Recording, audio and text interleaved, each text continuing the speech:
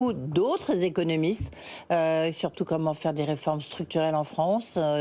Si on lui confiait cette tâche, ce serait quoi la potion du docteur Blanchard? Absolument, Olivier Blanchard, donc ancien chef économiste du FMI, avec vous dans un instant, 18h30, 19h. La grande interview, ça sera prévu sur le web parce qu'il est 18h24 ce soir. C'était Enora Lelouarn qui est avec nous. Bonsoir Enora, bienvenue. Bonsoir. Vous nous racontez que les étagères se vident dans les supermarchés américains. Les Américains se jettent sur les œufs littéralement, Enora. C'est bien ça. Alors, pour contextualiser, il faut se rendre compte que le prix moyen de la boîte d'œufs aux États-Unis a bondi de 65% en un an. De 2,50 $, la boîte de 12 est passée aujourd'hui à 5,29 $. Alors, pourquoi? Eh bien, parce que les États-Unis connaissent une crise de grippe aviaire sans précédent. Plus de 30 millions de poules pondeuses sont mortes en 2024, dont un tiers rien qu'au mois de décembre. Ça a donc entraîné une baisse drastique de la production d'œufs. Et ça tombe mal parce que c'est justement en hiver que la demande est la plus élevée aux États-Unis.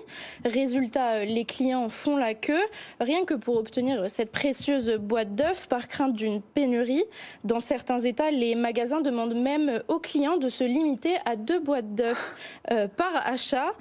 Sur les réseaux sociaux aussi, les consommateurs montrent des rayons avec des prix hallucinants, jusqu'à 20 $ la boîte de 18 œufs. Effectivement. Et alors, c'est une affaire qui maintenant devient politique, parce que Trump avait promis durant sa campagne de faire baisser les coûts de biens de première nécessité dès son premier jour dans le bureau ovale, et c'est donc un premier accroc. Les Américains semblent s'agacer de cette promesse non tenue, et les démocrates aussi.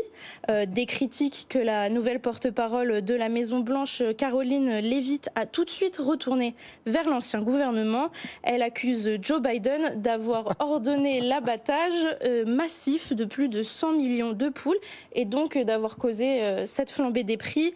Les politiques se renvoient donc la balle, mais ça ne résout pas grand-chose, et on en arrive en fait à des extrémités assez folles. Le 1er février dernier, en Pennsylvanie, des voleurs ont dérobé plus de 100 000 œufs dans un magasin. Valeur du butin, 40 000 $.